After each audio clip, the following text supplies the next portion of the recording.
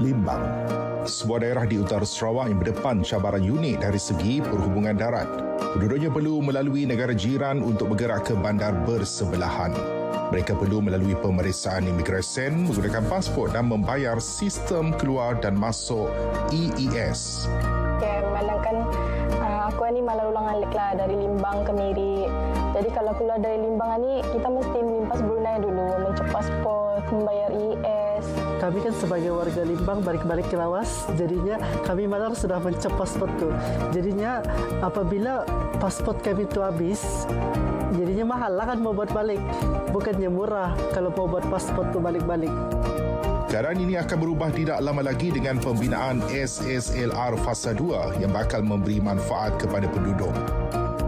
Projek bernilai 7.15 bilion ringgit itu dimulakan pada Jun 2024 dan dijadualkan siap pada Jun 2029. Membabitkan jajaran lebih 335 km, SSLR Fasa 2 terbahagi kepada 4 pakej utama. Antara komponen pentingnya terowong Bukit Pagon sepanjang 2.24 km yang bakal menjadi terowong jalan raya pertama di Borneo.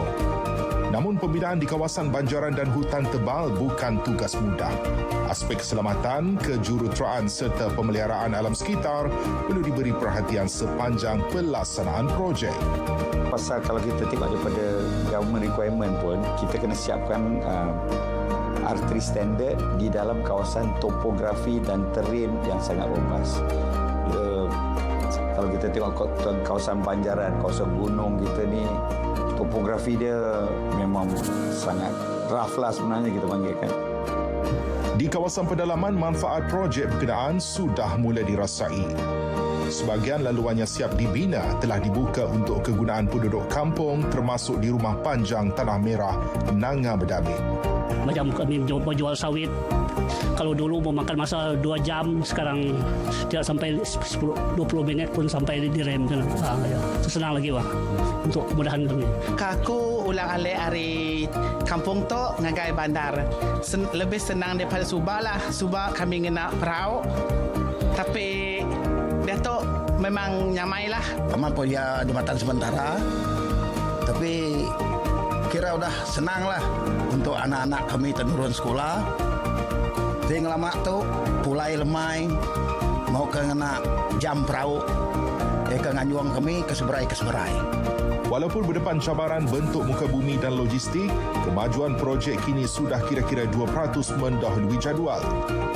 Apabila siap sepenuhnya pada 2029, SSLR Fasa 2 dijangka merancakkan ekonomi penduduk di sepanjang jajarannya, menerusi peningkatan perdagangan, pelancongan dan pelaburan. Pada masa sama, akses kepada pendidikan, kesihatan serta perkhidmatan kerajaan kelak akan lebih mudah dan pantas. SSLR 2 bukan saja menghubungkan kawasan yang terpisah. Ia bakal menamatkan kebergantungan kepada laluan dari negara jiran Brunei Darussalam sekaligus membuka ruang lebih luas untuk ekonomi dan pembangunan di utara Sarawak. Satu laluan baharu menuju masa depan yang lebih terhubung. Talini Joparali, RTM.